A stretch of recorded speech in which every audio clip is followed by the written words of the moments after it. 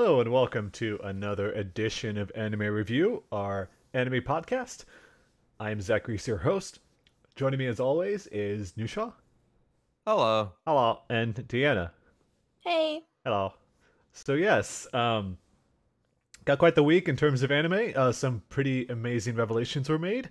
We're gonna recap all the different shows that we've been watching this week, as we always do, followed by our continued watch-along of Neon Genesis Evangelion episodes 5 and 6.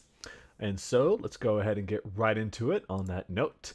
So yeah, looking at the list, I want to point out, I dropped a couple shows, as I said I was going to. I dropped Tsurune, because I can't with that show anymore. I kind of explained that last time. Unless Deanna convinces me otherwise, it's something worth watching. I just can't find the time to care. That's to be perfectly blunt.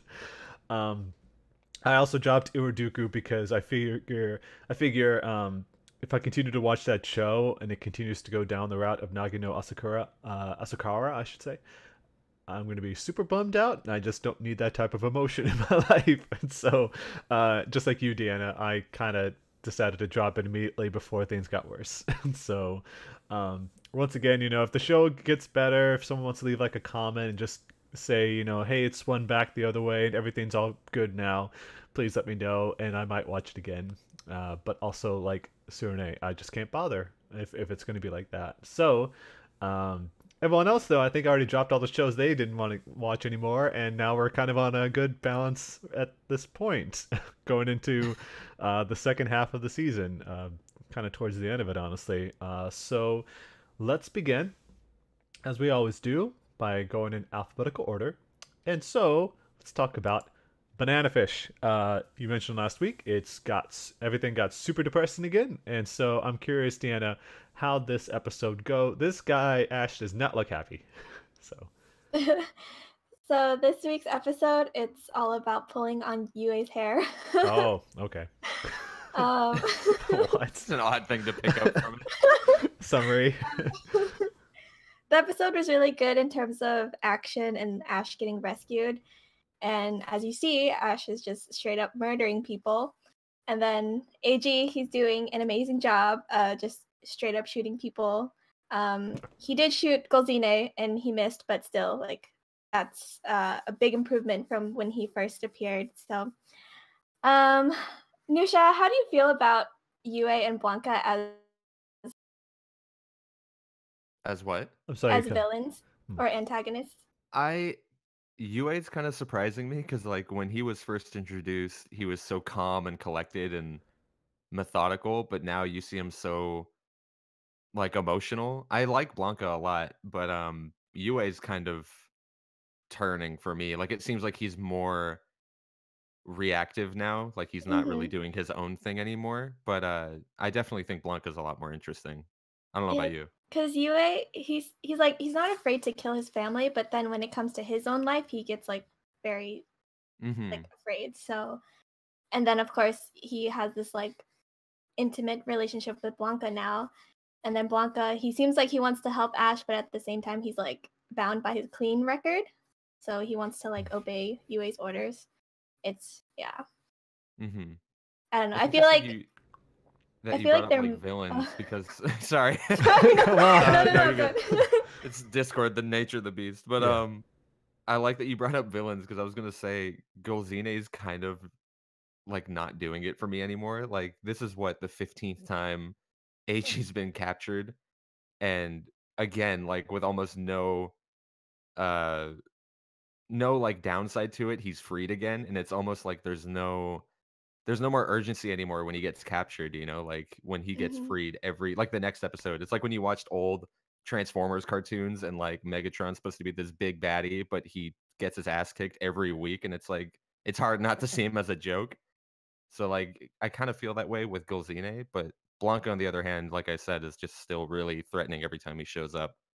Golzine, he keeps on justifying like the fact that he can tame Ash because he's like a beast and stuff, but I mean Ash has always gone away from him, so I don't think like he should be using that excuse. But yeah, go on with your thing. So there was like this whole gang war, like or standoff in front of the museum, and it kind of made me laugh because everyone was like either like a hostage or like they had to retreat. So I was just like, everyone was just standing there, like, and then I was like, oh my god, no cops were there either. So I don't know. It was just kind of like I have to suspend my disbelief for that part. But Yeah, sounds like it. what did you think of Lao? Because I don't think you would highlight a side character if they weren't going to play a major role in later events. Yeah, I don't know if like him kicking Shing away just to like save him was his big moment or if he's got more later, but it's clear to see that there's definitely still people who have issues with Ash, even though a lot of people want him to be like the big boss at the end of all of this. Like it's clear that people still have some reservations towards him. But I don't know. I feel like that was his like they only introduced him just so they could have someone to like save Shing at the end of this interaction. But I don't know, he might have more to do after this. I'm afraid he will do other stuff later on. Like turn on them or something? Yeah. I believe it. I totally believe it. Ugh, yeah. One of the highlights of this episode for me was Ash thanking Kane and Sing for rescuing him, and then Kane commenting like saying it's weird seeing Ash act so submissive. And then Ash is eating again because he's with AG, and it's just like, yes, feed that boy because he's been suffering so much. He said last week he was basically skin and bones. He wasn't like bothered with any of the food, even if they were kind of treating him like a dog. Yeah, he was anorexic. Oh boy. Yeah, so throw that onto the pot. Yeah. He's gone through a lot. He's gone through a lot. More depression. Boy. So that puts a bow on everything, I guess. The fact that last week he was super depressed and now he's a super murderer again. So this is things took a swing, as you said. You mentioned the next episode. Does it look like it's going to get any better? Either of you? Nisha? Like the preview of the next episode? Yeah. Did you see the preview for the next episode? I don't think they do previews. They don't. Oh yeah, they do previews like 2 days before the episode releases. Oh, so they don't even do it at the end of the episode. They just wait. Okay, that's interesting. Yeah. I mean, I'm sure knowing this show, it's going to be just as high octane and there's going to be a bunch of action and dark themes and stuff like that. I'm sure it's going to be good regardless, but yeah. I guess they make the most of the 24 minutes that they've got, which is good for a drama show like this one. So all right, well, moving on from that then, let's talk about something a little bit more sweeter, and that's Bloom Into You. With this image, it looks like that relationship has grown. Is that right, Deanna? It's a little complicated, but... okay. So, do you remember the senpai who dumped Sayaka? Yeah. So she comes back in the beginning of this episode, or this week's episode, to like say bullshit like, I feel responsible if you still like girls, but if you don't, then I don't feel as bad. So I was like, oh my god, this bitch. And then, so Sayaka, she like she drags the senpai by saying like, I don't know why I fell in love with you in the first place, before she like runs off to Toko and like linked arms with her. So I was like, yes, I'm so proud of you, Sayaka. She's accepted this. Yes. It is who she is. So in this episode, Yu and Sayaka, they have a bonding moment, and it's just so nice to see that they're not getting into like stupid and pointless cat fights over the person they like. And it's just like another positive portrayal of female friendship, and their interactions feel so like authentic, and it makes their personality stand out even more.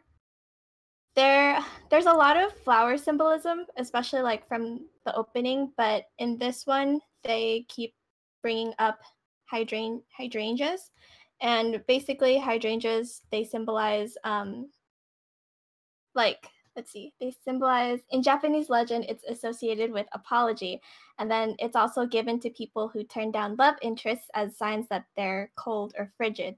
So I kind of saw this as a connection with Yu, because she can't return her love for Toko. So we get an umbrella and rain scene, and as you see, yeah, in the thumbnail we have, yes. Yeah, and she doesn't have an umbrella, so she can't walk home, and her friends ditch her. So she wanders around school even though her sister offers to pick her up, and like Yu doesn't realize that she's actually waiting for Toko. So when Toko shows up, Yu gets like really happy. And then as they walk home, Yu admits to Toko that she felt happy when Toko showed up, and then there's like this shot of just the bottom half of Toko's face. Like it kind of like I think the music stopped too. And at that point I was like, oh my god, is Toko going to snap or like tell Yu that she doesn't love her anymore? But then Yu's like, oh no, I'm just being weird. And then Toko's full face like comes up and then she smiles and says, okay, that's the Yu I know. So I was like, oh no, I think their relationship is becoming emotionally unhealthy. So that's why I said it's a little complicated. Yeah. But I still like this show for fleshing out characters and relationships. So we'll see. Yeah, I mean, with so many episodes in a season like this one, they've got to inject some sort of like, as you said, complicated matters. But you know, hopefully it continues to build to a deeper level as they are implying. Because boy, that sounds kind of fun. All right. So on that note, let's go ahead and move into the next show that we've been covering, you and I, Deanna. It's Double Decker Doug and Kirill. And so I'm going to keep mispronouncing his name because I can't pronounce it right in my life. But yeah, so this whole episode here was that a politician's daughter has been kidnapped by the Esperanza gang. So the group decides to conduct a sting operation in order to catch them in the act of handing over the ransom money in order to get the girl back. So it actually turns out that mayoral candidate set up everything. It's the mayor's the person who's running for mayor. His daughter's the one that's been captured, but he sets up everything to make himself out to be the hero, so they can get rid of the current mayor and his anti-drug policies. So the mayor candidate is working with the Esperanza gang so that they can stop them from keeping Anthem off the streets. So Doug is intentionally caught by the gang in order to find out more about its inner workings. But it turns out the gang also wanted Doug, or at least an investigator, to get all the information that they can on the anti-AMS, or the anti-Anthem bullets that they use. And so through some pretty amazing inventions, like there's like the view jack, which allows people to look inside through the eyes of another investigator, rocket skates, and a jetpack, Kirill is able to rescue Doug from being captured. And we find out at the end, after Doug admits he'd never come rescue Kirill, that he's still pretty much an asshole. I love that shot. Doug is like, oh, thank you you're my hero. You saved me. I never would have done that for you. It's like, yeah, this guy's an asshole. And we talked a little bit about it before the episode, but Kirill mentions that he heard the phrase, don't think, feel so good. He says it a couple times. He mentions that it's before his grandpa died. Pretty sure he was saying, I don't think I feel so good. That's what he was saying. And he just only heard the don't think, feel so good. And he makes it seem like it's some like motivational phrase that he tells himself to, get his head in the game. It's pretty awful. Context.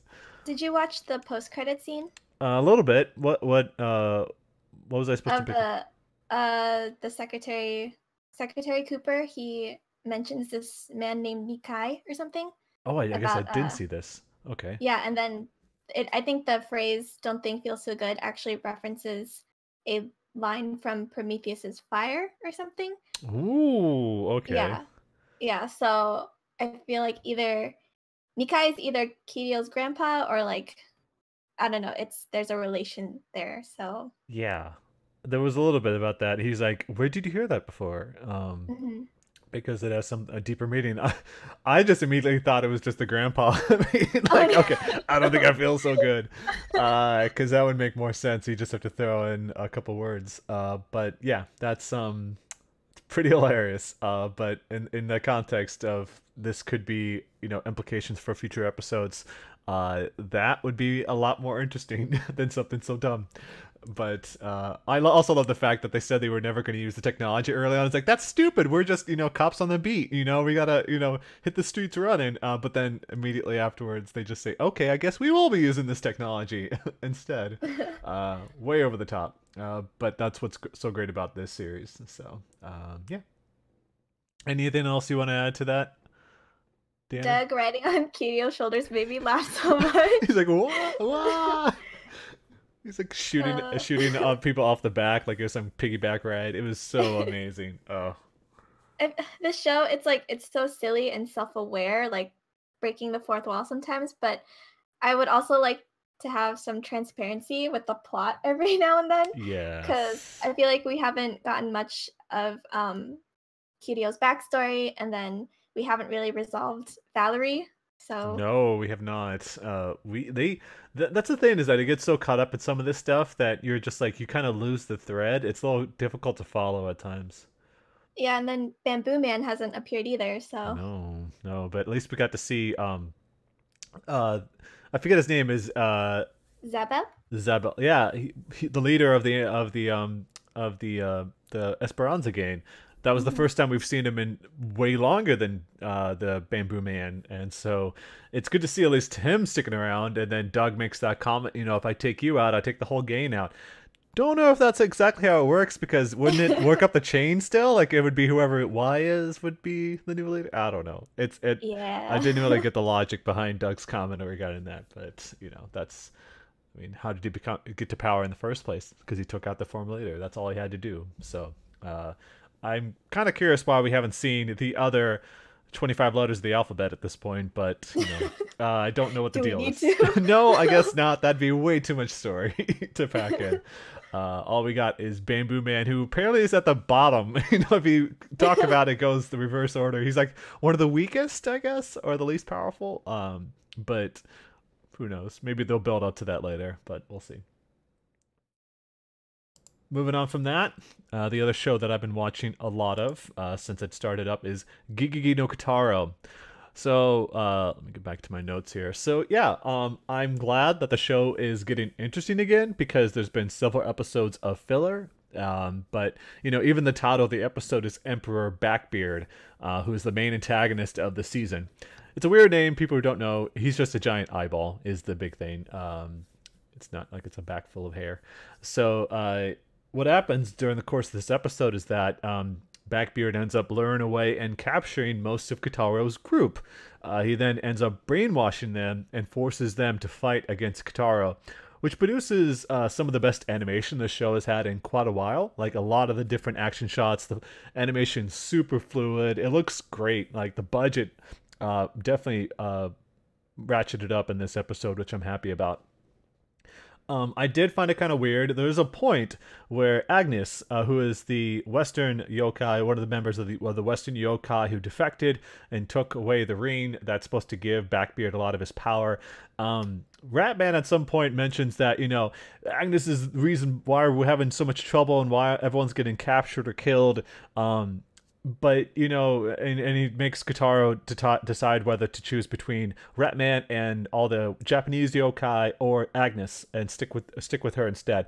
I didn't really get that so much, because considering Backbeard's final goal is to capture all the Japanese yokai and get all of them underneath his own power, I don't understand why Kitaro would ever just join Ratman and his group, because it's like, this is all about the existence of the yokai and the existence of the world, really, because once he gets power, it'll take over the planet. I don't know why he has to decide on either of those things, but I guess that's what they got to do.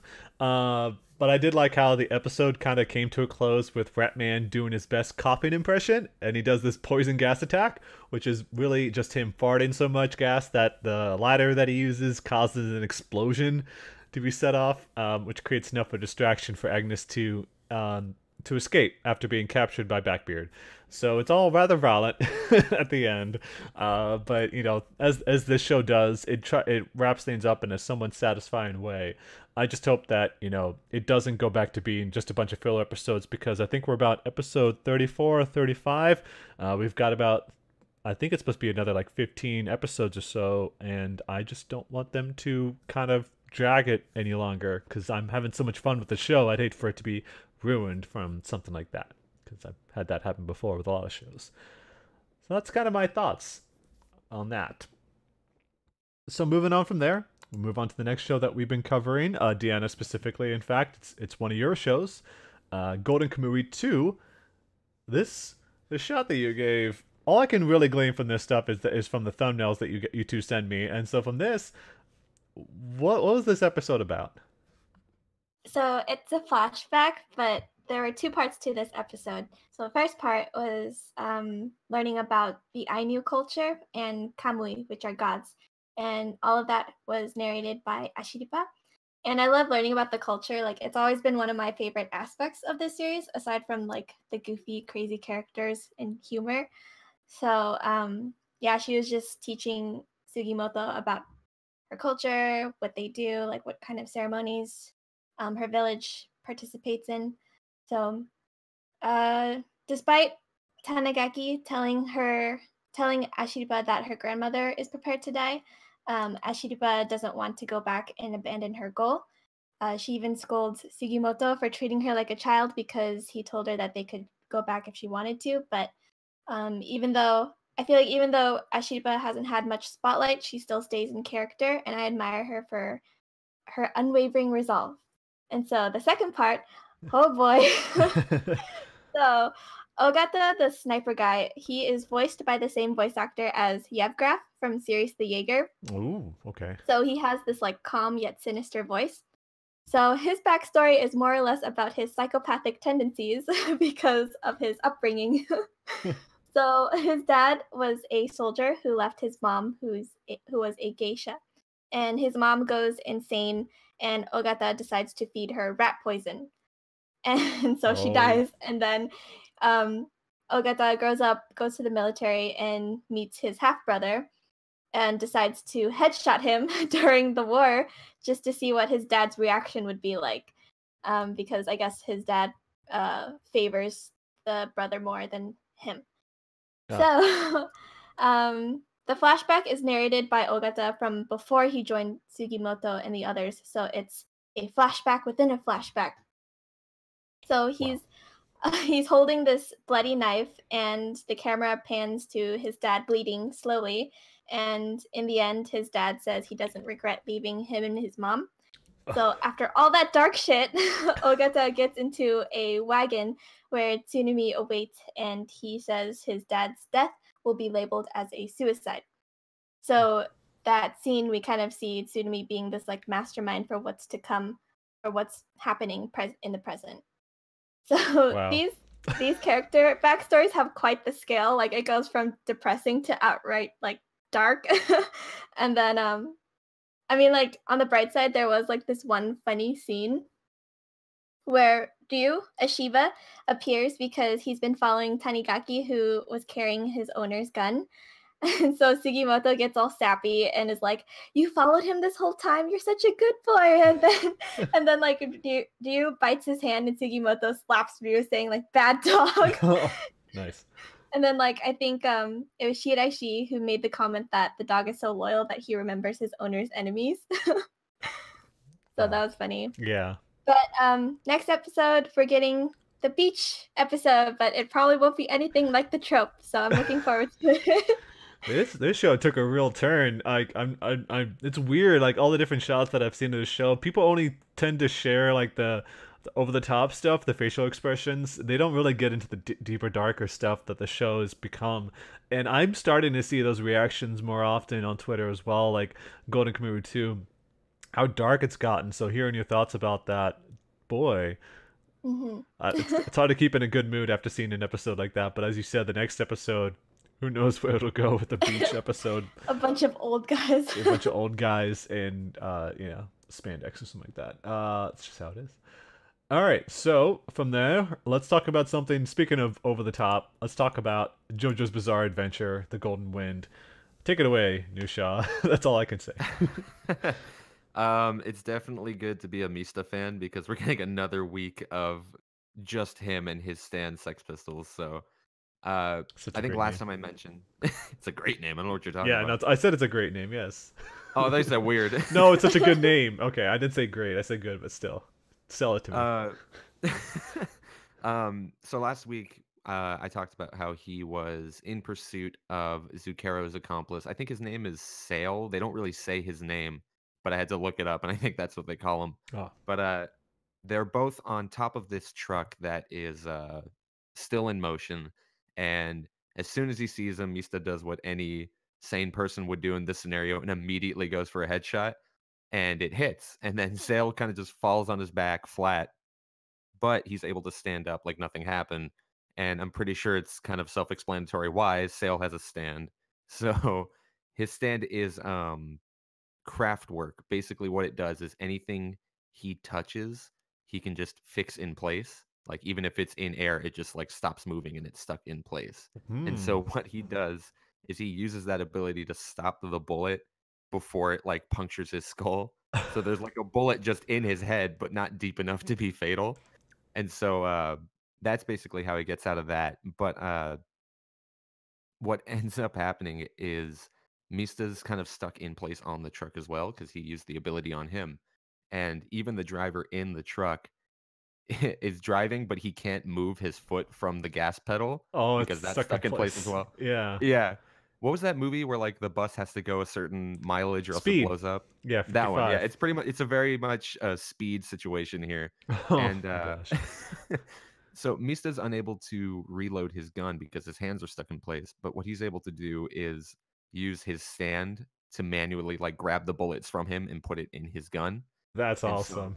That's pretty cool. yeah, it's like a lot of really interesting applications, and there's a lot of it in this episode. He ends up shooting again, and he hits Sale again, but he does the same trick. So he's not dead, but he's knocked off the truck. And so Mista forces the driver to continue driving up the mountain because even though he's kind of adult, he understands that it's better to kind of regroup with his team instead of take this guy on alone. But I mentioned pretty interesting applications of stands. Sale, what he does is he throws, because they're higher up on the mountain now. So what Sale does is he throws rocks into the air and they kind of freeze in place. And he's literally able to like climb up these rocks that are frozen in midair. That's nice. It's like we're like in it's Metroid. like a rock climbing wall. Yeah. Yeah, exactly. And it was such a really neat like application of it. But he's able to catch up with the two of them again. And another application of his stand comes into play where he has one of Mista's bullets still. And what he does is he freezes it in place and then he just kind of starts tapping it like repeatedly in midair. And what he does is he like adds force to an object. It's by Breath of the repeatedly, Wild. like, hitting it. It's straight Breath of the Wild. Here. Awesome. And then as soon as he deactivates his stand, like the bullet moves forward with all that built up momentum. And so he kind of reflects one of Mista's bullets back at him and he deals like a fatal wound. And this kind of becomes a running moment in part 5 is Mista getting hit by his own bullets. I'm pretty sure in I'm pretty sure in every major encounter Mista has, he gets hit by a bullet of his own that gets like reflected right back at him, which is kind of hilarious considering he's like a master marksman. But that's what the image is for that you chose for this. So yeah, I was like, exactly. why has he got a bullet through his head? Oh, that's right. He shot himself. And so we're definitely going to see that again and again. But basically at like the penultimate like the climax of this fight, what ends up happening is Mista tells Sale that he's only got one bullet left, hoping that if he shoots and misses, Sale's going to let his guard down. And that's kind of exactly what happens. He shoots, he gets it like blocked, and then Sale kind of goes on this like big villain's monologue, like, haha, you fool, like now I can kill you with taking my sweet time, you know. And while that's happening, Mista's stand, the 6 little stands of his, the Sex Pistols, crawl up onto the bullet that Sale is like tapping repeatedly without him knowing. And so when he deactivates its stand and it goes flying towards Mista, they're able to kick it back at him. Oh. And what ends up happening is because all 6 of them kick it, the bullet ends up splitting in 2. And so he's able to block one, but the second part hits him in the same exact spot that the first bullet went, and it pushes the bullet into his brain. Oh my god. So, yeah, it's ridiculous, but that's how he ends up being beaten. And then God. Just like It's the one Sex of my Pistols favorite. kicking shit. They're so great. I want to send you a clip of them just doing their thing because it's Please, amazing. please. But I'm curious what they do in action, but yeah. but basically the fight's over. Mista grabs the body and then tells the truck driver to drive down to the bottom of the mountain so he can meet up with his friends. And the truck driver is kind of like, what the fuck is going on? Like, I was just driving my truck and some random dude told me to drive. I couldn't move my foot from this pedal. Then some dude came up and shot him and told me to drive back down the mountain. This is ridiculous. And as soon as he's going on this tirade, Giorno, who's been looking for Mista this whole time, hops into the truck and goes, I need you to drive me to the top of this mountain. I'm looking for my friend. Not knowing that Mista's like right across the street in another building. And that's where the episode ends, is just like that funny comedic beat.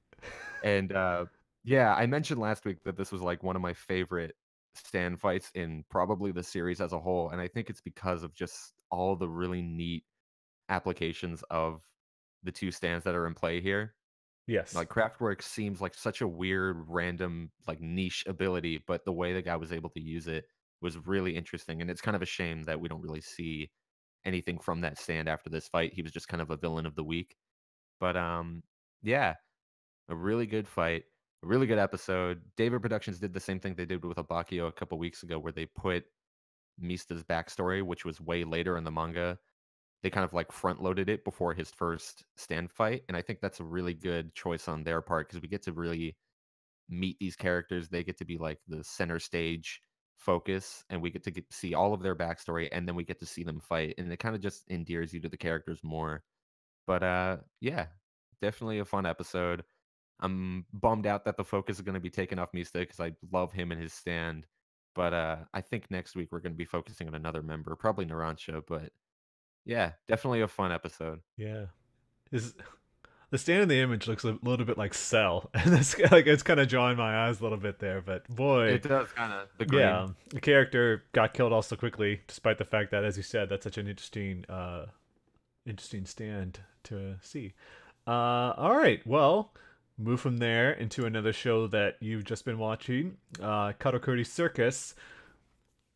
You haven't been entirely hot on this show, but how was this episode? This looks like it got kind of intense, to say the least. It definitely did, and I'm having such mixed feelings for this show because I think I've mentioned like the last 3 or 4 weeks I've kind of not been very hot on it. Yeah, but this week was actually kind of good. Good, and it's annoying because I keep thinking I want to drop this show, and then it just keeps reeling me back in.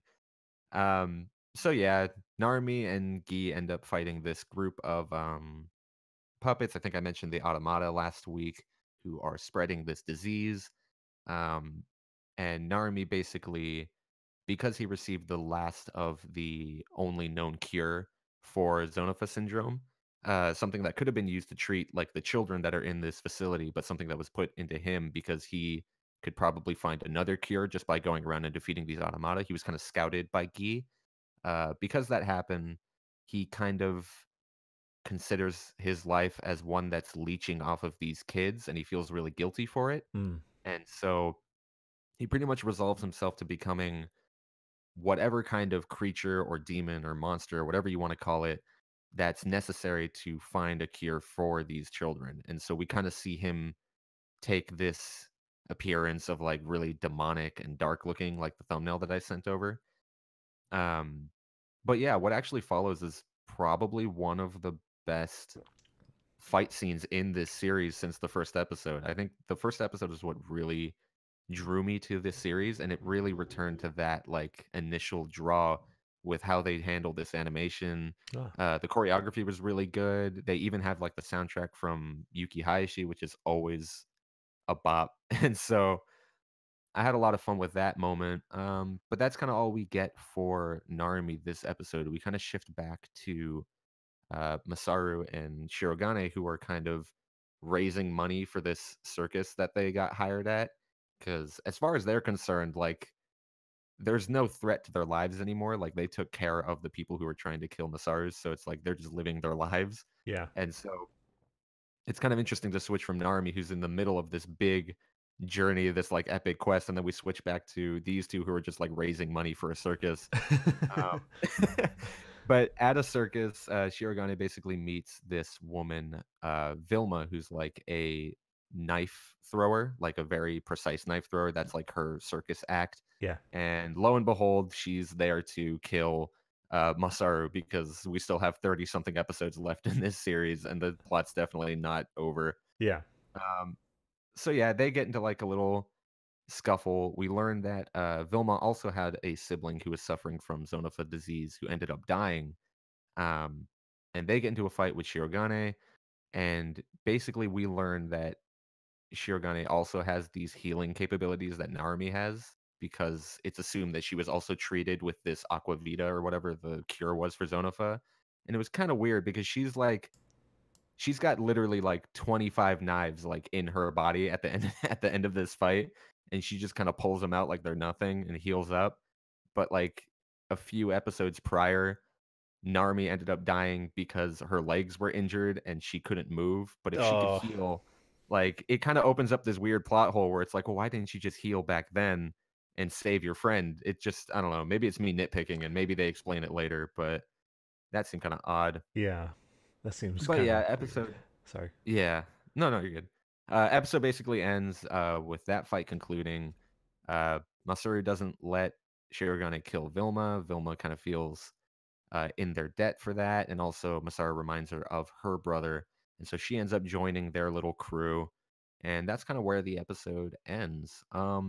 It honestly wasn't too bad compared to what was happening before. I feel like they rushed through the first little dummy plot, which was, oh, everyone's trying to kill Masaru. But then they finished that, and now they're kind of jumping into the actual plot here, and maybe, hopefully, the pacing will slow down a little bit, and we'll see a little more for these characters, because I do like what they're doing with Narumi and Shirogane, like their mirrored journeys right now. Like Narumi, his whole character is kind of built on how human he is. He's very like compassionate, caring. He's all about smiling and being like a role model for people. But in this episode, we kind of see him ready to throw that all away to become this quote unquote like demon that needs to be here to cure these kids. And then meanwhile, we see Shirogane, who's literally raised to be like a doll, like no emotions, no human tendencies or characteristics, but she's kind of trying to learn how to be more social, how to talk to people, how to find interests, how to become a role model for Masaru. And so it's kind of cool to see these two have this like mirrored journey. But yeah, I'm hoping they flesh that out a little more. Hmm. The show's definitely kept me hesitant to watch more, but if more episodes continue like this, then I'll be in it for the long haul, but something tells me it's not. I mean, you can just be optimistic. I mean, you mentioned you were drawn to the series, but you haven't like caught up on all the manga or anything like that, so you don't know what's going to happen next, right? No, I know nothing about the plot. Yeah, yeah. So, I assume like if they do it right, then that's the reason why it's so popular is because they do everything does pay off. But I guess it's kind of hard when you're jumping through huge chunks of the story to adapt it to an anime. So hopefully they do a good job with that, as you said, because otherwise it's yet another show that you invest so much time in that you don't feel connected to anymore, which would be sad. But that leads us to the next show that you guys have been covering all the season, and that's Radiant. All right, well, starting things off, we got this image. I'm going to move this to Deanna, though, to start discussion on it since you've been talking for a bit there, Nushal. I'll give you a little bit of a break here. Deanna, aside from just this image, talk to me about this episode. We got the beach episode without the beach. Oh, that's what this is. That's what this is. This was a more enjoyable filler than last week's, in my opinion. I don't know how you feel, Nusha, but the Bravery Quartet, they're back, obviously, and I guess they can use Fantasia with their beach shorts or underwear. Right. So Right. it was just sparkly magic coming from their assholes. Yeah. I mean, we all have that special power, but yeah, go ahead. We also see that Gigi, the dopey-looking kid, he can use Fantasia without gloves, so that's really interesting. I'm sorry, I just want to say that that's going to be our episode title. Sparkling magic coming from their assholes. I'm so down. Oh my god. Anyway, sorry, continue. I didn't mean to interrupt. Yeah, so, oh my god, what's that guy's name? The leader of the Bravery Quartet? I honestly don't Do know. we even know his name? I don't think so. They just call him leader. Okay, well, the leader, he explains how he got away from Alma, and like I got so upset because I was like, I want to see her. Like, I don't want you to just like name drop her. Yeah. So, yeah, and then I'm happy to see Melly is also training, even though like we don't get actual scenes of her practicing offensive magic, but she's doing work. We just don't see it. And then we learned that Black Silver nullifies Fantasia, which was the same material used to trap the trio back on Dragonov's ship. So it's interesting that they even have that to prevent people from using Fantasia. But Seth got upgraded gloves. And speaking of gloves, I'm really bothered by Melba having her dad as a puppet on her hand. Oh boy. Yeah, I don't know how to feel about that. Yeah, so that's all I have to say. Oh god. I wonder if she can use Fantasia with her like dad's puppet combined. Does the magic shoot out of his mouth? I don't get this. I would love to see that, honestly. I mean, they established that that there's a special material that these gloves are made out of, and that's what lets them use, or like I guess channel Fantasia, and that's like what their underwear was made of this episode, which is why they were like firing magic out of their asses. But yeah, it was definitely not. It was still fillery, but not as fillery because we're kind of actually delving into Seth's training. Like he's a little too focused on just being strong, like making or learning like the biggest spells he can learn. But Yaga kind of tells him there's more to that, which is why he gives him these gloves that basically turn off his magic. It's kind of like the Sea Prism Stone from One Piece. If anyone watches that, it's like anyone who has a Devil Fruit power, it's nullified if they're near this material. It's very much the same way. But yeah, it was kind of interesting to see that they're not focusing so much on just like power escalation and power scaling like a lot of shonen do. He kind of needs to, like he said in the beginning of the series, become a respectable sorcerer, like one that Alma would be proud of. And speaking of Alma, like I do wish they showed her more, but I feel like anytime they mention her and how she's a great parent, like immediately the episode jumps up 2 letter grades for me. Like when they give him his like Hot Topic fingerless gloves and they were talking about how Alma like repaired them over and over and over because she knew that if anyone saw him using magic without gloves, they would be labeling him as a heretic and he would be captured by the Inquisition. They like kind of hinted at how she was very caring and beyond her like cold exterior, she was a really loving parent. And immediately like I was brought back to that episode that like enthralled me to this series in the first place.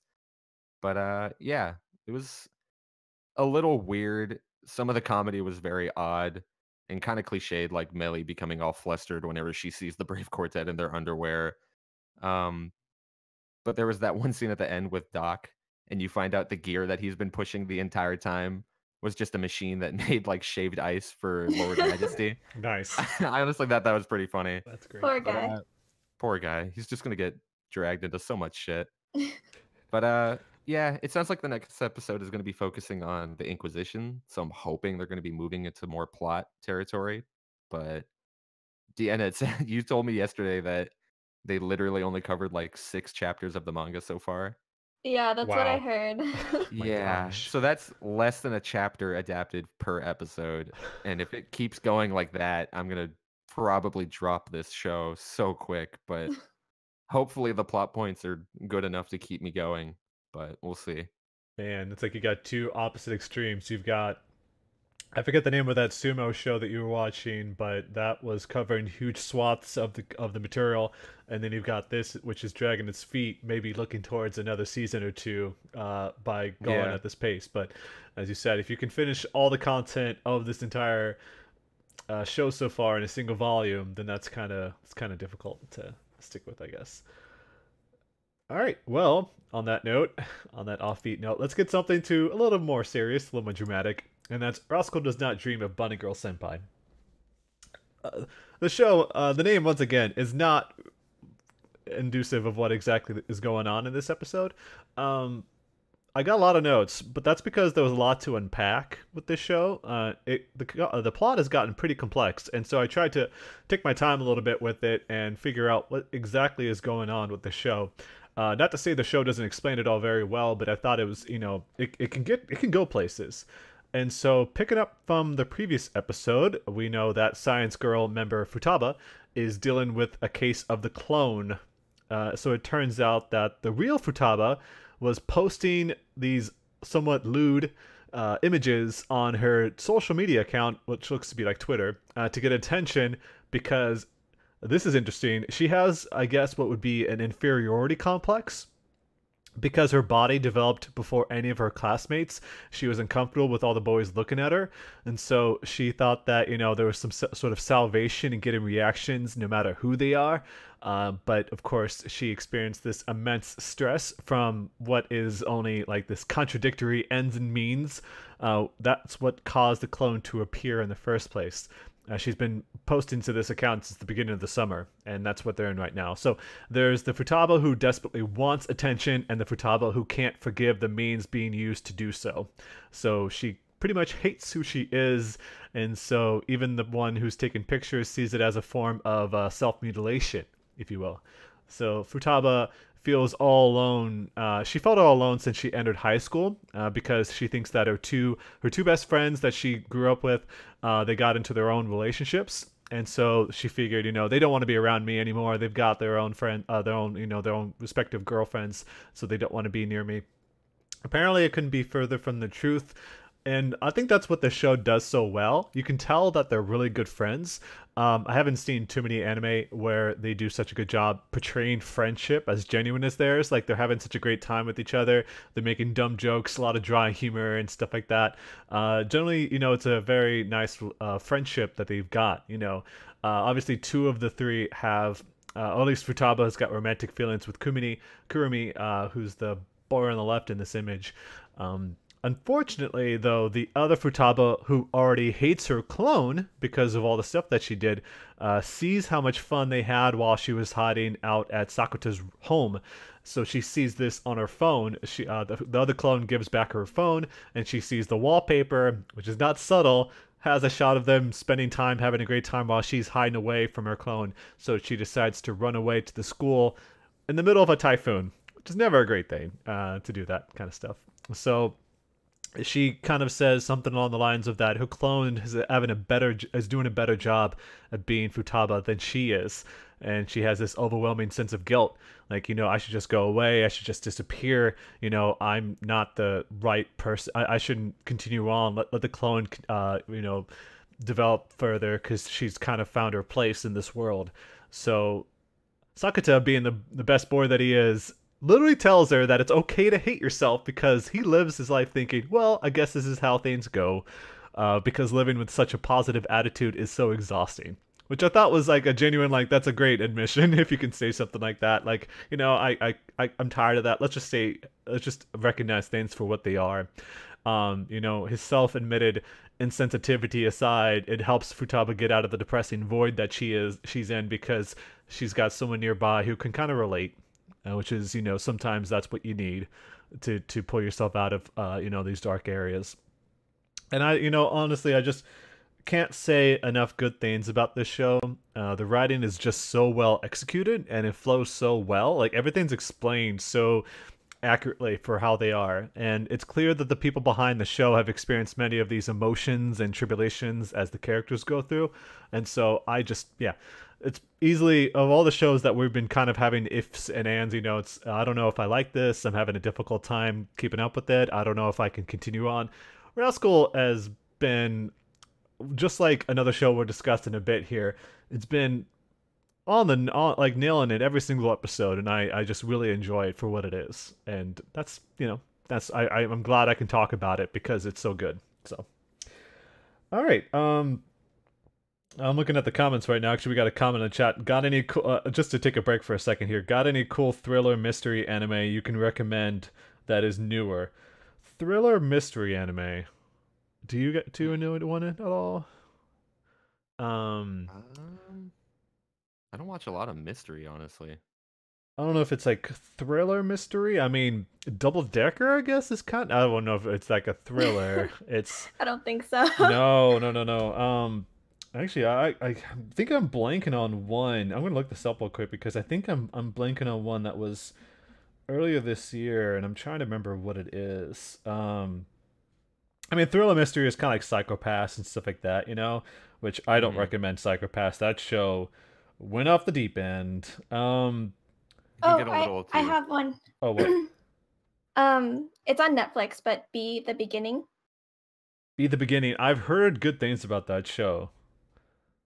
I mean, it definitely. How are you gonna recommend it? Not sold on it. That's just my opinion, but it definitely fulfills the whole thriller mystery aspect. So if you don't mind like it deviating from like going into like supernatural stuff, then yeah, it's a good one. I would say don't watch Angels of Death. How about Sirius the Jaeger, though? Is that a show you guys would recommend after seeing it? I wouldn't say that's thriller mystery so much. What would you say? I mean, I would recommend it. It's not great, but I wouldn't say it's thriller mystery. Okay, fine, Mr. Specific. What are you going to recommend then? Paranoia Agent's pretty good. That's not newer. That's back. I think that's old. Yeah, but if you want anything, I would say Steins Gate and Steins Gate Zero. Those two shows are great. They are highly deserving of a watch, and they kind of fit in with that. So was Zero any good? I heard iffy things about Zero. It's usually from people who did not watch Steins Gate in the first place, and they accidentally decided to go ahead and watch it, and they found out, hey, this is actually sort of it's an embedded episode, embedded series, pretty much, and so it's not as good as Steins Gate, but I would say definitely continue to watch that show. Oh, how did I forget this? Erased. Yeah, is that thriller? I would say so. Okay, yeah, well, if you're gonna be so all right, cool. Yeah, just don't watch Angels of Death is what I'll say. Stay away from that. Anytime anyone asks for a recommendation, I can tell you don't watch Angels of Death. I can tell you what show not to watch. That's the easier thing. It shows that you don't want to watch. But yeah, you know, that's some of the recommendations. I know there's only a few that we can really think of. Thriller mystery is a very specific genre. You know, it's kind of difficult to determine what exactly you're looking for. I would say, you know, there's also Bungo Stray Dogs. That's also a great show, worth watching. It kind of fits within the thriller mystery a little bit. Like I said, I think Double Decker kind of fits a little bit about that, but it's more like, you know, a little more lighthearted than, you know, straight up thriller. But you know, that's, I guess, if you want like a cop show, pretty much that's what it is. So who knows? Maybe it can turn into a very serious mess, but we'll see. But yeah, I would say Bungo Stray Dogs is probably my best recommendation from that. So, all right, moving on though. Continue on with our discussion here. We've got Run with the Wind, Angry Boy. Boy hates people running faster than him. It sounds like it looks like anyway. But Deanna, talk to us about this episode. So we're back to the drama. But question for Nusha. Do you think Kakeru is justified in egging his teammates on with running? Because Fujioka, I think Fujioka told him to like lead with Haiji, but do you think he misinterpreted that? I think, yeah. I mean, especially with how he tells Prince, quit the team if you don't improve your time next time. Like, do it for the team. I think he's definitely taking it a little too seriously. I would quit right there. Like, no, fuck you. No. Exactly. Yeah. Yeah, he might be leading in the wrong way. Like, I don't think he's ever been a leader. We've kind of established he's kind of shitty in most social interactions. And so he's probably going to have to try and follow Haiji's lead a little more instead of being like the bad cop to his good cop. I just feel like Kakeru is at least aware that he needs his team, but like he still wants to become the fastest like, with them. So, and obviously that doesn't fly with Haiji, and then that leads into like this huge argument between them. And I feel like that scene there's just so much to unpack there, because like for one, let's just appreciate Haiji's facial expressions. Like this is probably the first time we've seen him get so angry. And then we're also slowly getting glimpses of Haiji's motivations for putting together the team. So like Haiji gets triggered when Kakeru says he isn't fast enough and wants to leave a record. And then Haiji's like, is that all running means to you? Like to be the fastest and stuff? And then he says like it's the moment there's like a moment where he's like saying it's futile if you keep chasing after that or something. And then as soon as he says that, the camera pans to his knee injury or his leg. So I think Haiji was in that same boat as Kakeru. And then maybe that's why he dotes on Kakeru so much, because he doesn't want Kakeru to end up like him. I don't know. I guess they're playing it. Yeah. Burnout was definitely like the topic of this episode. I feel like a lot of sports anime have to have a couple episodes about burnout, people who go a little too far as training and practice goes. Like I feel like anyone who has a hobby or something they really want to get good at, they have this moment where they think getting good at that means devoting every minute of every day to doing that one thing. And, you know, logically that's supposed to work. According to like Kakeru, if you're running every day 10 times out of 10, you should be increasing your time or like lowering your time, I guess. But he has this moment where Hana tells him that his time is the same and he's like baffled. He's like, I've been running every day. How could that be happening? And so it's kind of important to him for him to learn that rest is kind of necessary. And I think Haiji especially is someone who can teach him that lesson, being someone who was so devoted to running but was forced to take a very long break after his surgery. And he probably in that time gained the clarity he needed to know that running isn't just speed or time. It's more about the other benefits you can get from it, like the camaraderie, the clarity you can get from that. It's not just so much speed.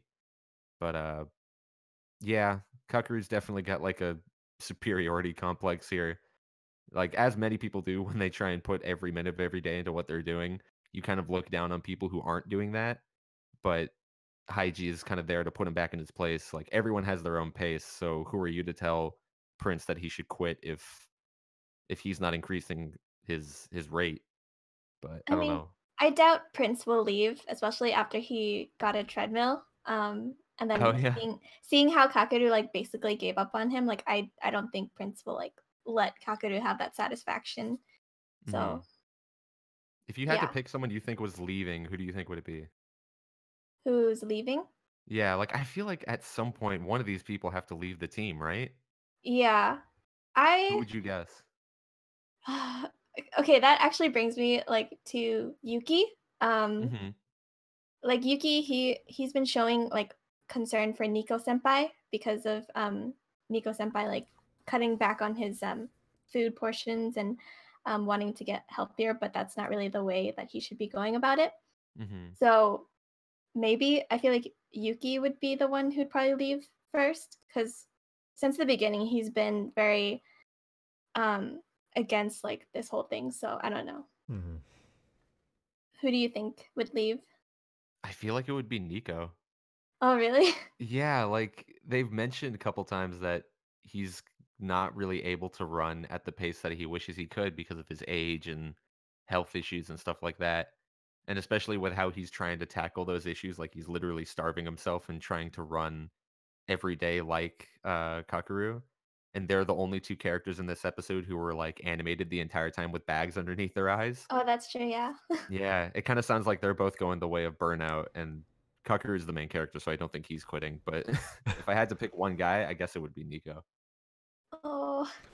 Yeah, I don't want any of them to leave, but that stuff is so relatable in terms of burnout, because I've been there plenty of times in cross country and track. It's like you figure you've done your best pace you've ever been on, and then it turns out you did worse than your previous time or barely matched it, and that's a big bummer on many levels.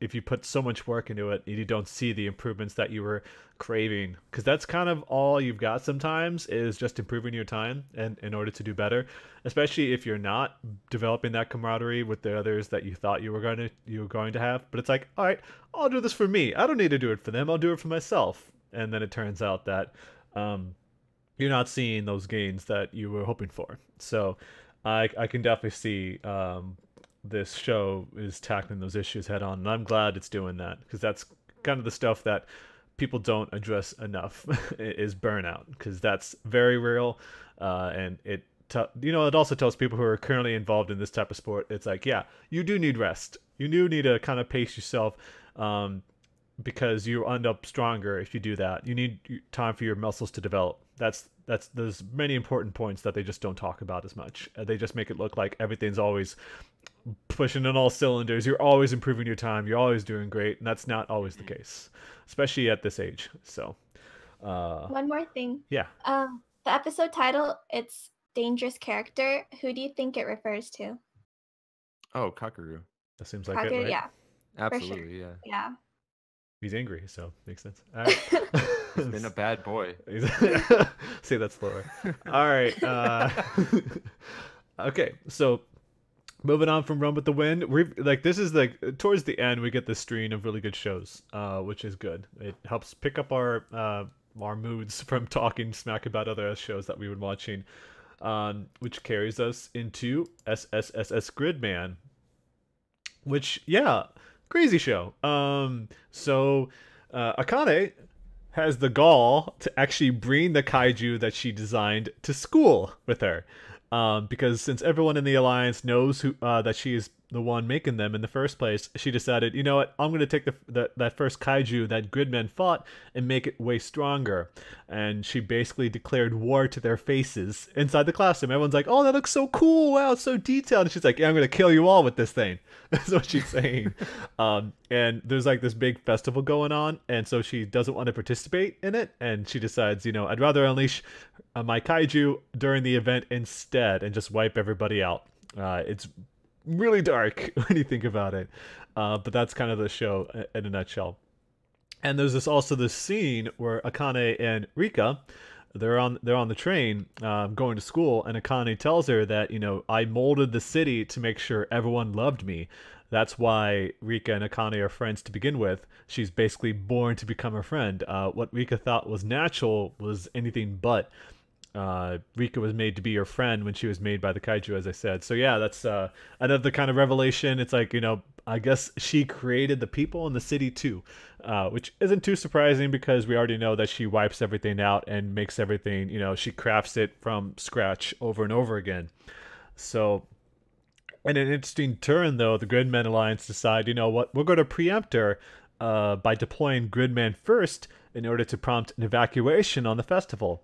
And so the idea is that it gives Akane less reason to attack the school. So despite though the evacuation, they show, this is something that I kind of found kind of interesting, is that there's evacuation going on, but they also have shots of people inside some of the buildings. And so I find it somewhat interesting that they're causing so much destruction, Gridman included, despite this going on. And so what can you do, I suppose? So it's like he unleashes like this huge attack, causes this big explosion, knocks the other kaiju against all these buildings that get torn down. It's like, pretty sure a lot of people are dying. They don't really talk about that stuff too much, but yeah, people are pretty much dying in every episode, which I guess is kind of a dark way to go about it. But yeah, despite all these issues, they keep raising all these different topics and issues and problems that they're facing week by week. I like the fact that Gridman, I wouldn't say it's a fact, it's just my opinion, of course, that Gridman still wraps up in such a satisfying way each week. It makes it such a good show, and that's what I appreciate about this. By the end of every episode, I leave feeling satisfied. I also like to point out, there's this image that we're using. They show the Gridman getting all of his different attachments from the Neon Genesis middle school. It's all the four other attachments there. They come to him, and then he does this little pose, and there's like a ching. It's the same. It sounds a lot like the sound that's made in Kill la Kill. He even makes kind of like that pose. I thought that was a great nod. It kind of reminded me a lot of Kill la Kill, which I thought was a good touch. So, Nusha, what'd you think about this episode, though? I really, really liked it. Like, the power plays by Akane this episode were amazing. Her literally bringing the little model of the kaiju she was gonna unleash on the town, and she's like, yeah, this is the thing that's gonna fuck you up tonight. Like, but it kind of makes me wonder what would have happened if like Max just walked into the school and crushed the little diorama she made? Like, would she have lost? I wonder. Would she have just lost her big kaiju? Like, she'd get so pissed. She's like, I'm gonna make like 50 of these. I'm gonna take you. Yeah, exactly. It's like, I wonder why they didn't just like crush the thing when she had it at school. But it's because that would just make her angrier. I guess they didn't want to make her even more pissed. She is God after all. You know, that's. I guess so. Yeah, she would have just made like a twice as big kaiju. I guess, just like last time. But I'm surprised she didn't do that. Actually, another gigantic kaiju, because I thought it was going to get bigger and bigger. Was the whole idea. But oh well, it's still amazing. Yeah. I guess like then it gets too slow or something like that, and it doesn't work very well. I really desperately need to see Auntie join the Gridman Alliance. This poor kid is like on the side of the street, missing an eye, starving to death, like not even bathing, and he looks so lonely and hurt, and I just want people to look after him and treat him well. I just like the shot of like Rika's mom. It's like he comes in and it's like, you know, where's Rika? Where's the girl? Because he doesn't know her name, so he's just, where is she? And he's like, then he just suddenly collapses on the floor, and then you just get a shot of the mom going like, It's kind of less emotion behind it too. She's just kind of like, what? She's kind of accepted as things come because she doesn't know what the hell's going on. It's just like a bunch of strangers in her place. Yeah. Sometimes she has them, you know, look over the store when she's gone. You know, it's like she's just like, all right, whatever. She doesn't know anything about Gridman. She's just this, you know, innocent mom that's just kind of taking things as they go, and I love it. Yeah. Well, at least Caliber ended up getting his numbers, so hopefully they're like on the route to bring him into the group. I just don't know what he's planning with it, because he had this pretty sinister looking smile when he got his phone number. I don't know what they're planning, but yeah, that was kind of an interesting thing, because like that whole character, based on like a Q&A, is like their envision of the coolest character that on the planet is Caliber.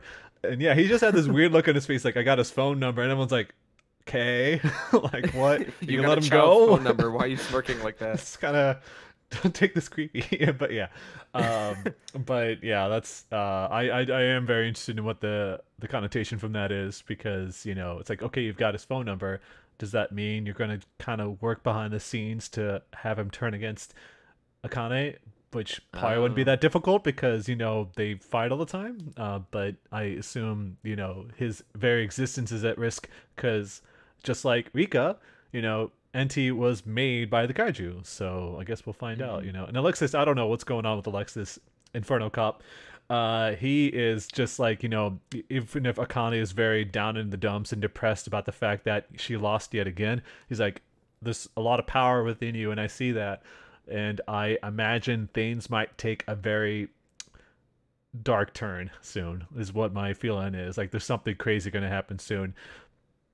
I don't know if someone's going to be taken hostage. I don't know what it is, but yeah, this is it. It's another reason why I like watching a show like this, because it's like Kill la Kill. I know I keep referencing that show, but like no one knew what was going to happen in that show, because there was nothing based on it yet. Like, there was no, like, this isn't based on like a manga or a light novel.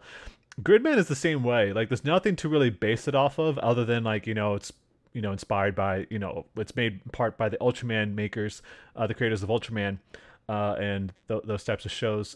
So it makes me so excited to see the next episode week by week, which is great. Like, that's the kind of stuff you want. You don't want anyone to spoil it for you, because they don't even know what's going to happen. So I like it. All right, so moving on from that, though, just kind of wrap things up here. We got a couple shows left here before we move on. We got Tsurune. As I mentioned before, I've dropped that, so Dan, I'll have you take over talking about how this week went. Minato and Kaito are finally getting along, all thanks to Nano's hat. Right.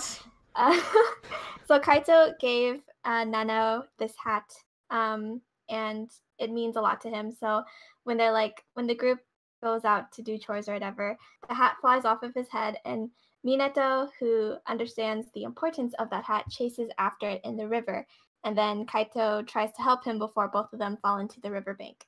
So I guess that was the moment that made them like click together. So I'm slowly like warming up to the group now that Kaito isn't so grumpy anymore, and everyone's like putting in the effort to get along.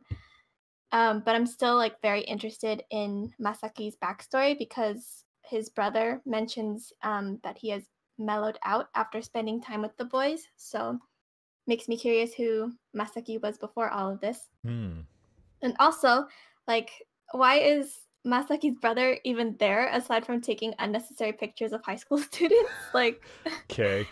Yeah. So Ponytail Girl, Noah, she is my favorite because she's the one who doesn't take shit from anyone and calls the brother out for taking pictures of them, which counts as like sexual harassment. So I was like, yes, you go, girl. She is a great character, yes. Yeah. So happy that the girls are still like present in the show. So yeah, I never expected Tsurune to be like energetic, like as free, but it's definitely got a quieter tone. And now that the boys received their firing order, with Minato being the last one, so he can like gather support from his teammates, like they're ready to take on the tournaments. So I'm hoping we get to see the rivals in the next episode or something, because I think we need some more tension. Yeah.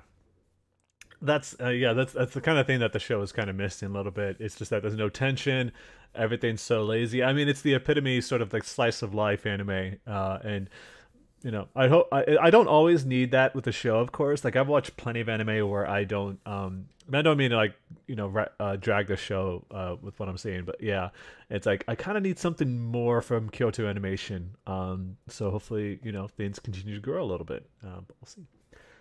So we'll move into the last show of our recap, which is Land Saga, and this show took an interesting turn. I heard so much about it. Yes, and some of it is really dumb. From like people making not dumb in a way. It's just that dumb from the people that don't understand. No, this is actually a really good thing if you think beyond that.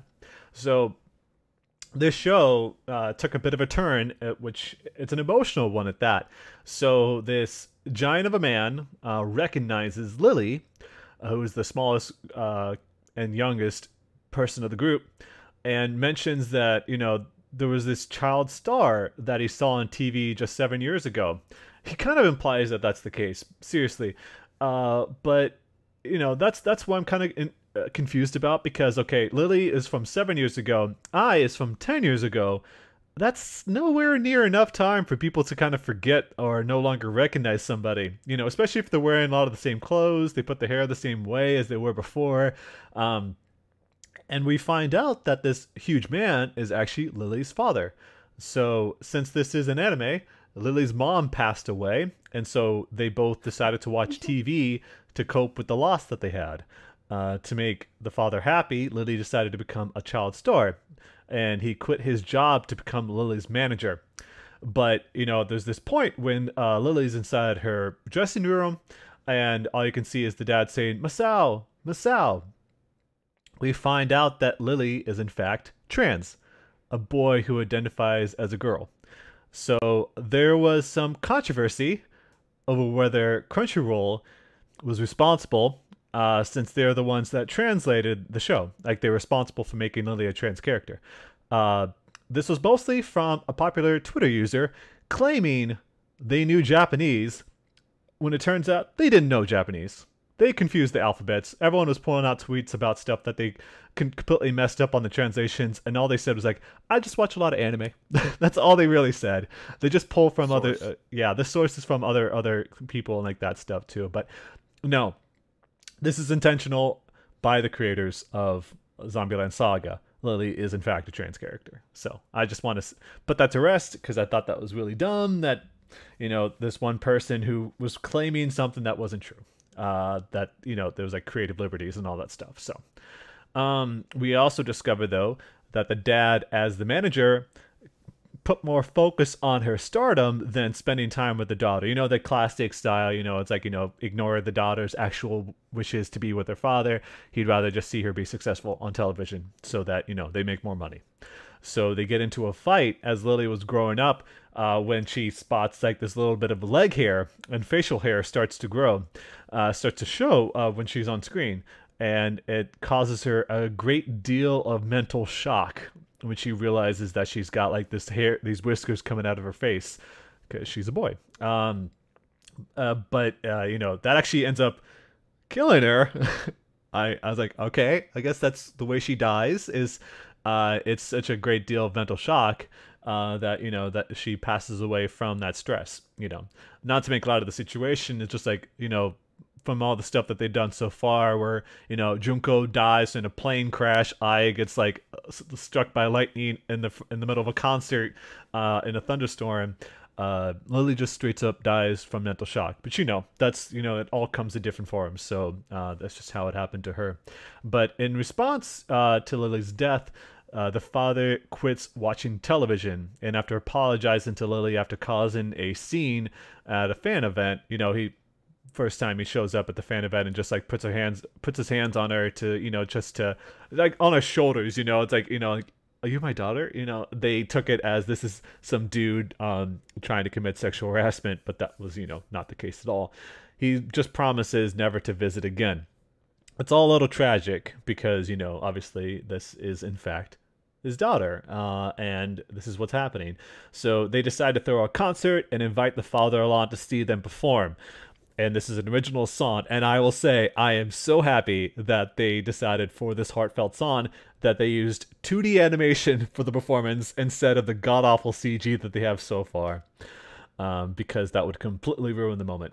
I will also say that the father, has a huge body and a tiny head, so it was kind of hard to get into the show a little bit because of that, because his dimensions are way off.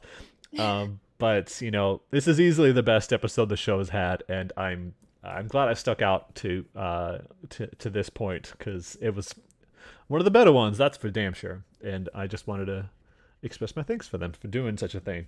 Obviously, this is the type of stuff that they covered in this episode is something that is still, in Japan at least, they're coming to grips with a lot of this kind of stuff. They didn't, instead of like doing the cheap shit where it's like it's a trap or some god awful garbage like that. It's like, no, they addressed that Lily, while born a boy, identifies as a girl, and that's that's good that they continue that on. And it's like even though the group is like it doesn't matter that being the case, it's like you're also a zombie, which is the more important crazy thing and the more important thing that we got to focus on. I'm glad at least that they didn't try to like consume the show with that stuff. That's not what they should be doing, which is another compliment I can give them. So we'll see how things go. And this is from the creators of Yuri on Ice, I just want to point out too. So they break a lot of boundaries, which is pretty great. Can't say enough good things about them for being willing to tackle that. So we'll move on then, on that note, from Land Saga to our watch-along, which is, as I mentioned before, Neon Genesis Evangelion. We're in episodes 5 and 6. And so, getting into episode 5... So early on, we discover that Unit 00, which is the EVA unit that Rei pilots, has finally been repaired after it went berserk before the events of the first episode. That's what caused Rei's injuries in the first place. And so Shinji at some point attempts to get to know Rei, but discovers that she is incredibly insular and she doesn't have any friends since she first appeared in first grade, and there's any information regarding her past has been erased. But before we can really get to know her, a new angel, Rambiel, which is a floating monolithic metal diamond, probably one of the coolest angels that the show has, nearly kills Shinji inside his Eva with a powerful particle beam as he was still docked in his cage after being lifted up from below ground.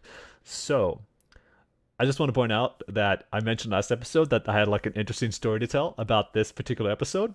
I was right, and that this is it. So when I was a kid, I rented I forget it's the VHS or I'm pretty sure it's the VHS of Neon Genesis Evangelion. I was watching through it after picking up the rental. I was in the middle of this episode, and this exact scene, when Shinji puts his hands on Rei's breast, and my parents happened to walk in the living room, like they came home and walked the door as soon as this episode was on. I'm like, oh god, that's not what you think. I actually stopped the episode, and that was actually the last I'd seen of Evangelion up until about 5 years ago. So that's the lasting memory I've got, is because this is the first time I stopped watching Evangelion, not because it was bad, but because that whole moment was so embarrassing that I couldn't bring myself to continue watching it because the only player that we had was in the living room, and so none of that. Anyway, on that note, I'll let Nusha pick up on what his thoughts were on episode 5. Okie dokie, I'll take this over then. It's interesting you mentioned scenes that you're trying to hide from your parents. I remember I was never allowed to watch like shows or play games with blood in them. And so what I would do is whenever there was an anime on like Adult Swim or Toonami or something like that had blood, I would like sit in the doorway with like a book in my hand and just have the show playing on the TV. So if anyone walked by, I would just look at my book and be like, "Oh, I'm just reading," and that just happened. Oh, wow, very interesting. A lot of my first animes, like a lot of Yu Yu Hakusho and stuff like that, was watched with me in a doorway, barely able to make out what was happening over like a TV many, many feet away. It's like we got holes in the book so you can put your book up to your face and see it. Subtle. Pretty much. But yeah, that was my tactic, my elite strat. But as far as the episode goes, it was a lot of fun. I didn't really expect to see Shinji's dad so compassionate. Like we were led to believe that he was this cold, heartless son of a bitch, but we see this scene where he's like risking his safety to open up this the capsule that Rei's in when the Eva goes berserk. And maybe I'm just like skeptical or jaded or something, but I feel like this might just be him like still manipulating her. I don't know. Like we know that they established earlier that mental stability is kind of key to operating these machines. Yes. And so maybe he understood that if he's a little more compassionate with her, or if he like poses as this person who cares for her, maybe she's in a better state of mind to pilot this Eva. I don't know. Maybe I'm just poking holes. Don't tell me if I'm right or wrong. I want to experience this. No, I'm not going to tell you anything. But, yeah. Okay. But that's kind of where I am with his character right now. I'm very much kind of somewhere in the middle, which is good because it's like leaving me excited to learn more. Aside from that, not much happened, I guess. Like we got to see a little more of Rei, but she was kind of more of the same, very standoffish and not very responsive. Yeah. That scene at the end was very chilling though. Like he didn't even get a moment to get out of the dock. Like he pulled up into the town, got shot by a laser, and then pulled right back down. Oh my god. It's like the first episode a little bit, yeah. Yeah, but like I wish I could just see like a live time like robot pops up, gets shot, and pulls back down. Like it'd be too funny. It's like, whoa! Gotta get out. Oh shit. Oh shit, sorry. I'm out. Do the pilots feel the pain their mechs feel? Because there are times where he's been hit, but like he doesn't react. But there are also times where like we saw his arm, the Ava's arm getting pulled apart, and you saw like his arm, like veins popping out of it, like he felt the pain from it. I don't know what that is. Yeah, they're connected to the machine. They control it with their own bodies. It's like, think of it like phantom pain, if you will, that they can feel everything because they're hooked up to the machine itself, but it's not literally like, it's not their bodies being torn apart or Shinji getting a hole blasted through his chest, nothing like that. That's why when he gets pulled out, like he's got a bloody nose, it's because like it's a lot of it is the mental pain that he's going through, and it causes such a shock to his system that it causes like a lot of stress on him. That's the big thing about that. It's not physical pain, it's internal pain, from the feeling that he's getting from that. That's the big thing, because you said it's also like there's got to be a lot of mental stability, and when that shatters, that can cause a lot of strain on his body. That's the big thing. Right. Yeah. Okay, I can definitely see that. I like that aspect to it because it makes it like a threat every time they have to get into that mech. It's not so heroic and shonen-y. It's like, no, this is a very traumatic experience even getting inside this Eva. Yeah, I mean, he's also a body inside of a mech, so that thing. If the cockpit blows up, he's dead. That's no joke. So that's also like just just imagine like being inside of a machine and like get hit by a big blast. Like that is also like that is very painful. I can imagine. Yeah. So to say the least, but yeah, it was a good episode nonetheless. Cool. Deanna, what you think? Shinji's going to scream in every episode, isn't he? Kind of with the red. Yeah, that's his thing. But no. Aside from the horniness of this episode, I'm also surprised to see a different side of Gendo. He's an actual caring adult when it comes to Rei, but it makes me wonder why. And then, like, obviously, Shinji sees how different his dad acts with Rei, and I'm pretty sure he's jealous. Oh, yeah. It sounds like it anyway, I will say, yeah. So then that makes me wonder how Shinji's and Rei's relationship is going to be like. Because obviously in the next episode, they're like, they have this understanding, but I don't know. We'll see what happens when Gendo gets into the picture. So. Yeah, I mean, you saw the shot of Rei slapping Shinji across the face because he second guessed his father. So that's what kind of leads us into episode 6. So with the angel Ramiel tearing through Tokyo 3, and let me get the image up. Actually, no, this is not the... Yeah, I'll show the image, actually. I was going to show it. This is the shot of it anyway. So with the angel Ramiel tearing through Tokyo 3 to get to the nerve headquarters, so obviously these beings are very high intelligence. They know exactly where the headquarters are. A plan is arranged where Shinji, inside his Eva unit, will use a prototype positron rifle to shoot Ramiel outside of its automatic targeting range. They find out earlier that, once anything gets inside of its particular range, it automatically shoots that particle beam to blow it up. So they're trying to stay outside of that. And so to do so, they are going to need the entire electrical grid of Japan in order to operate in a plan they're calling Operation Yashima. Rei in her Unit 00, will meanwhile protect Shinji should any harm come to him. That's the agreement that they make for the plan. So Shinji's first shot ends up missing due to the sheer force of the power between his shot and the angel's beam, which I thought was a really cool looking effect.